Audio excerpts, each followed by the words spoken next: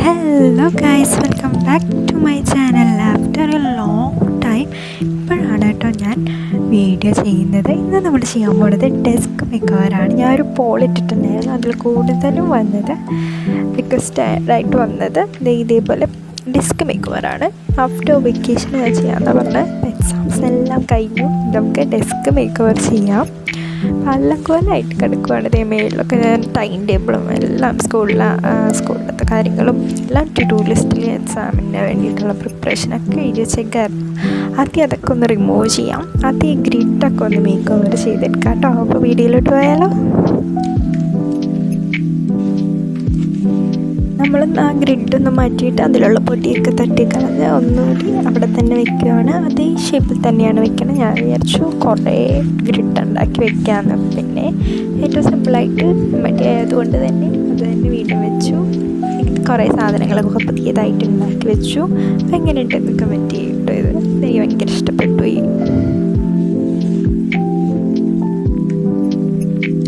വാളിൽ ഇളക്കി കളഞ്ഞ ഓരോ പേപ്പർ പീസസും എല്ലാം നമുക്കൊന്ന് ഒതുക്കണം.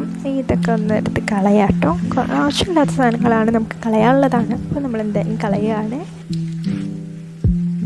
അങ്ങനെ ആ പരിപാടീസൊക്കെ കഴിഞ്ഞിട്ടുണ്ട്. ഇനി നമ്മൾ അടിയിലത്തെ സംഭവങ്ങളൊക്കെ മാറ്റി വീണ്ടും ഒന്ന് റീഅറേഞ്ച് ചെയ്യുവാണ്. സാധനങ്ങൾ പുതിയതായിട്ടൊന്നും വെക്കുന്നില്ല. അത് തന്നെ റീഅറേഞ്ച് ചെയ്ത് ഒന്ന് വെക്കുന്നു എന്നുള്ളൂ. വേറെ മോഡലിൽ ഒന്ന് വെക്കുന്നു എന്നുള്ളൂ.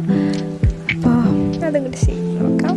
അത് ആ ടേബിളൊന്ന് തുടച്ചിട്ട് ഈ ഒരു ഓർഗനൈസറിൽ എല്ലാം ഒന്ന് പുറത്തോട്ടെടുത്തിട്ട് വീണ്ടും നല്ല അറേഞ്ച്ഡായിട്ട് അതിലോട്ട് തന്നെ വയ്ക്കുവാണ്.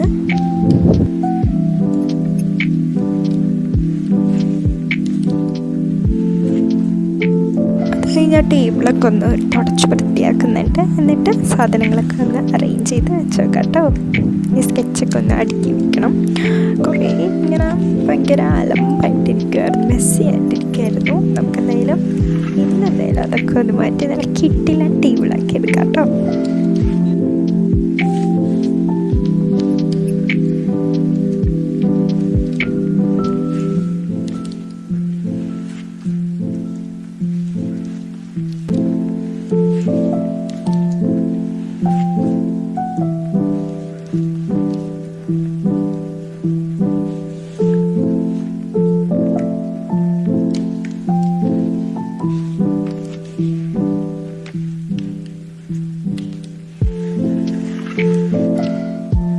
ഇതവിടെ ഡെസ്ക് മേക്കറിൻ്റെ ഫൈനൽ ലുക്ക് ഇതായിരുന്നു.